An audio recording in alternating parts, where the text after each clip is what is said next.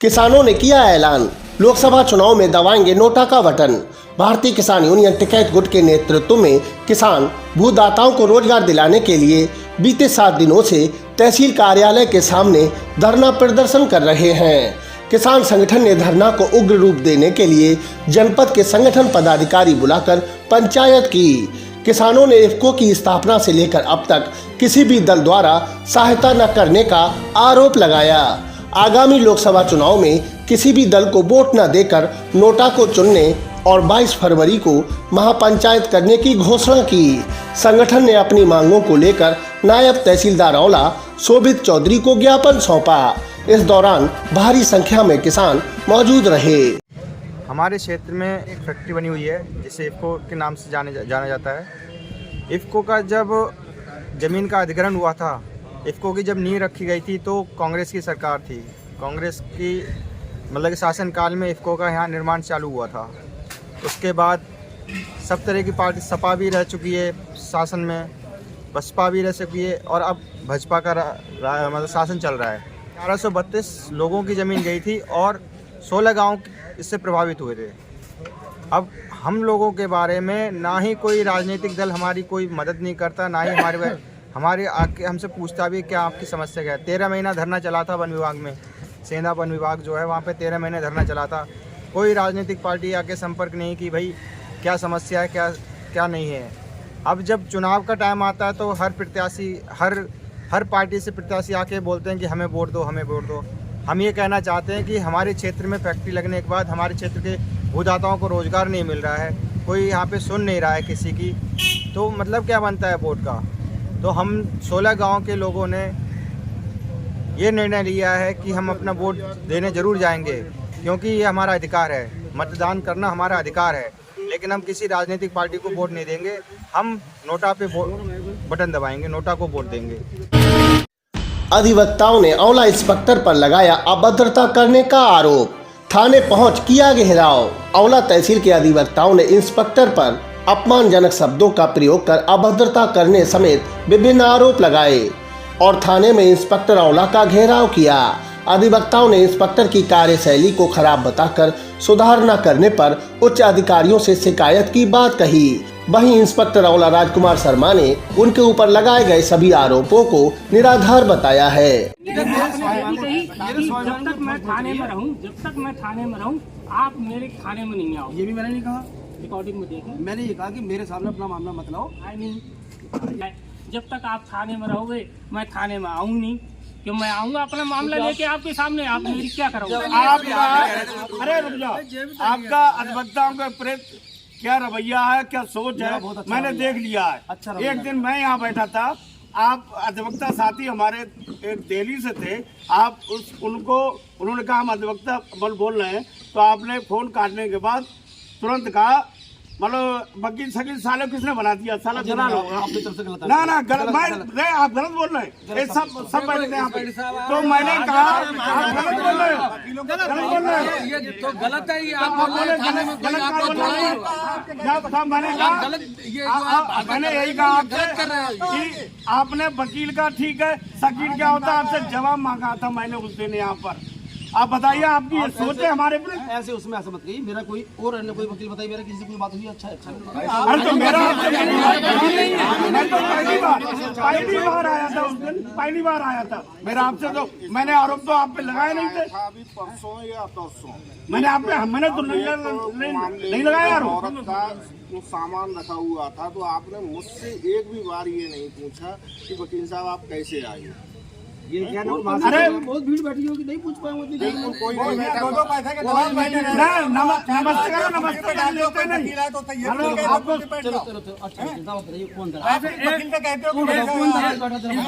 एक बात हम बताएं, जितने भी इंस्पेक्टर आए, थाना कोतवाली की बहुत पहले से चली आ रही है, अधिवक्ताओं का सम्मान सबने करा। मैं भी सम्मान करता हूँ, लेकिन अब आप मेरे सामने अधिवक्ताओं को बुरा भला कह रहे थे, हमारे सम्मान आपने दे रहे। ऐसे मौके पे गलत सब पूरी पुरानी बातों गलत तरीके से पेश घटना हुई नहीं हुई था, ऐसा नहीं।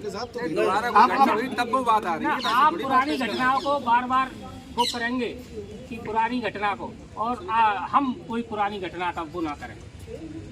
आज जैसे नई घटना, आज नई घटना ही तो कही, आज नई क्या कही? समझौते को आए, समझौते को खिलाफ कार्रवाई करो मेरी आपसे कोई दुश्मनी नहीं है, मैंने ना कोई आपका खेत जोता है ना आपने मेरा कोई खेत जोता है। अरे शुरू से नहीं, बात सुन लो, शुरुआत इसी बात से हुई। हमने कही वकील लोग जो है बड़ा चढ़ा के लिख देते हैं, ये घटना घटी है, असली घटना को इन्होंने झुठला दिया, वो FIR नहीं लिखी। आए हमने अपनी समस्या अपनी बार में रखी, ये सब वरिष्ठ अधिवक्ता हमारे संरक्षक है। कहीं आप जो है कभी षड्यंत्र कर मेरे खिलाफ कोई गंभीर धाराओं में फर्जी मुकदमा ना लिख दें, कहीं किसी बदमाश से संरक्षण देके मुझे गोली ना मरवा दें, इसलिए मैं यहाँ आया हूँ। ये करवा सकती है और इन्होंने षड्यंत्र रचा, एक दिन षड्यंत्र रचा, 1:30 बजे मेरे घर को पुलिस भेज दी, रात में 1:30 बजे इन्होंने षड्यंत्र रचा, बिना प्रार्थना पत्र के, प्रार्थना पत्र हो थाने में दिखाया। नहीं, आपने बताया, आपने तो ये कहा तहरीर दीजिए आपसे इंद्रमान के खिलाफ। आपको आज भी तहरीर मांग लिया नहीं, उसने कहा कि नहीं इंद्रमान सिंह कोई बात नहीं, रात में 1:30 बजे आपने पुलिस भेज दी, मेरे घर को दरवाजे तोड़ दिया। मतलब आप इनके एलिगेशन बात हमने अपनी आप मान ले रहे हो उस चीज को।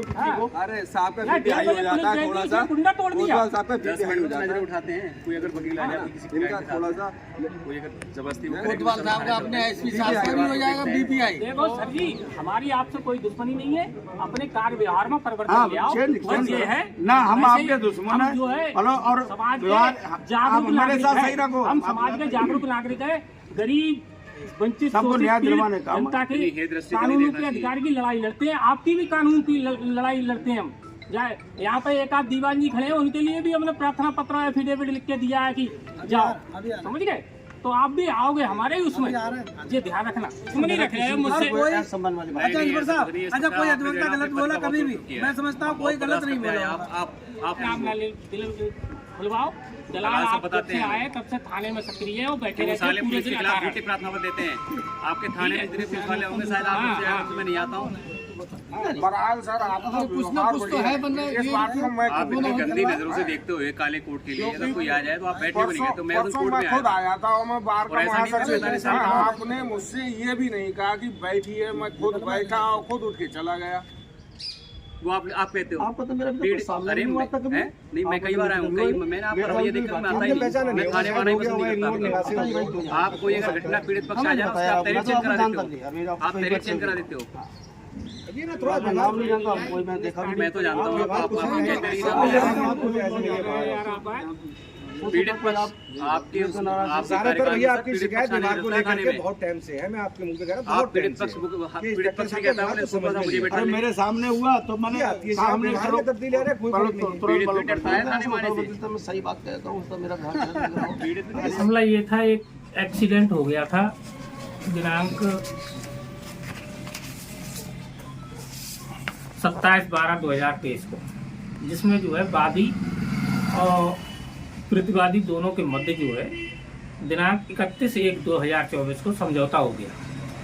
समझौता होने के उपरांत उन्होंने शपथ पत्र, वादी की पत्नी ने, दोनों ने शपथ पत्र लिख के क्षेत्राधिकारी महोदय औला को दिए। उन्होंने जो है शपथ पत्रों को थाने में विवेचक के पास भेज दिए। हम बाद में विवेचक से मिले तो विवेचक बोले कि कोतवाल साहब आपके समझौते से संतुष्ट नहीं है, तो हम पर चार्जशीट लगाने का दबाव बना रहे हैं कि आप इसमें चार्जशीट, मुकदमा लिखा गया है तो चार्जशीट लगा के कोर्ट में सबमिट करो। और हाई कोर्ट, सुप्रीम कोर्ट भी चाहता है कि किसी पक्षकार के मध्य कोई मामला हुआ है, अगर दोनों पक्षकार मिलकर समझौता चाहते हैं तो उसे समझौते के आधार पर स्वीकार कर समाप्त कर देना चाहिए। तो पीड़ित पक्ष को जब न्याय मिल गया है, पंचायत से ही उसे न्याय मिल गया है, तो क्यों कोर्ट का वक्त जाया किया जाए। इस उद्देश्य से मिलने आज हम कोतवाल औला से गए। कोतवाल औला हमसे पता नहीं क्यों चिड़े हुए हैं, इसका कारण मैं नहीं बता सकता। उन्होंने देखा और बोले कि ऐसा है वकील साहब, आप जो मेरे विरुद्ध रोज नई रचनाएं रचते हो, आज क्या लेके आए हो? हमने सारा ऐसे ऐसे समझौता हो गया है और इस ट्रैक्टर ट्राली को छोड़ देते।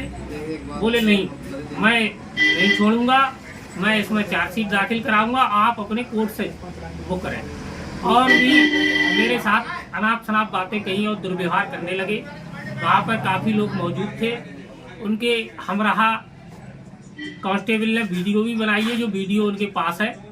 उस वीडियो में भी कोतवाल का अभद्र व्यवहार मेरे साथ जो किया गया है देखने को मिल सकता है, जो कि एक साक्ष्य के रूप में है। कोतवाल जो है मुझसे ही नहीं, वकील अधिवक्ताओं से ही चिढ़ते हैं। उन्हें अधिवक्ता समाज से नफरत है।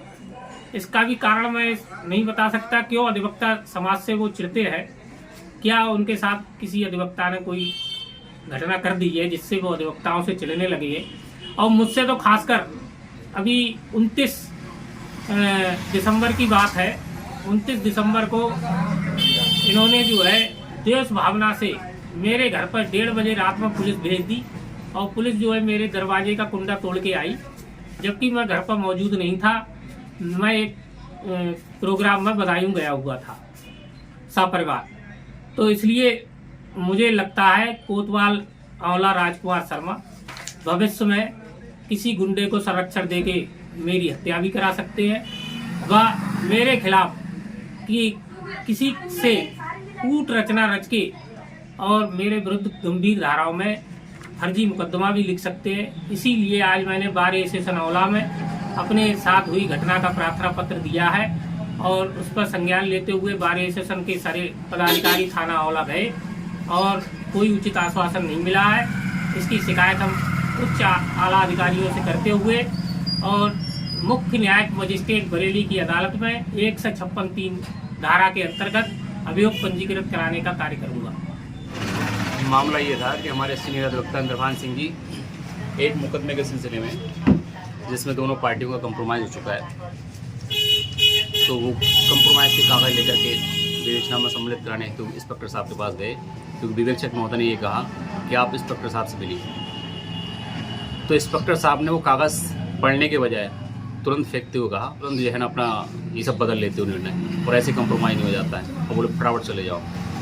और कहा इंस्पेक्टर साहब ने इंद्रभान सिंह से कि जब तक मैं थाने में रहूं तब तक थाने में दिखाई मत देना। हमारा ये कहना है इंस्पेक्टर आंवला से कि वो अपने रवैये को चेंज कर लें, वरना हम इनकी शिकायत उच्च अधिकारियों के पास करेंगे। और हमारे सारे अधिवक्ता साथी इनके व्यवहार से बहुत आहत हैं। अगर कोई पीड़ित पक्ष थाने में जाता है तो वो उसको फटकार लगाई जाती है आंवला कोतवाल के द्वारा। पुलिस वालों वकीलों से उल्टी सीधी ये एप्लीकेशन लिखवा लाते हो। काफ़ी पीड़ितों की ये शिकायतें रहती हैं कि इंस्पेक्टर आंवला साहब ने उल्टी हमारे खिलाफ ही कार्रवाई करा दी, हमारा 151 में चालान करा दिया। तो पीड़ित पक्ष भी जब से आंवला कोतवाल आए हैं थाने में जाने से कतराता है, डरता है वो, क्योंकि उल्टी गंगा बहाते हैं। आंवला कोतवाल से किसी पीड़ित को न्याय की कोई आशा नहीं है। आज थाने हम भाई अपने इंद्रभान सिंह की शिकायत पर थाने गए थे। हमारे छोटे भाई इंद्रभान सिंह जो पेशा से अधिवक्ता हैं, अपने एक मुकदमा के संबंध में इंस्पेक्टर साहब से बात करने गए थे। वो एक्सीडेंट का मुकदमा है जिसमें दोनों पक्षों के मध्य समझौता हो गया है। उनका वाहन थाने में इंस्पेक्टर साहब ने अकारण ही रोक रखा है।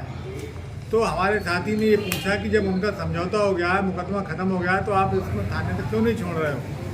तो हमारे साथी थे वो अव्यवहार करने लगे। उनने ये एक प्रार्थना पत्र हमारी बार में दिया। तो हमारे सारे साथी हम लोग थाने गए और इंस्पेक्टर साहब से बात की। उन्होंने बताया कि आप वकीलों के प्रति आपका रवैया ठीक नहीं है। आप वकीलों के साथ और भी वकीलों ने शिकायत की है कि आप अव्यवहार करते हो। कोई पुलिस अपना रवैया बदले, वरना हम लोग इंस्पेक्टर साहब की पुलिस के उच्च अधिकारियों से शिकायत करेंगे। सांड के हमले से सपा बूथ अध्यक्ष की मौत, परिवार में मचा कोहराम। आंवला के गांव मनौना निवासी 30 वर्षीय सत्येंद्र कुमार मौर्य समाजवादी पार्टी में बूथ अध्यक्ष की जिम्मेदारी निभा रहे थे। बुधवार की शाम वह बाइक से शादी समारोह में आंवला नगर के आवादानपुर में गए थे।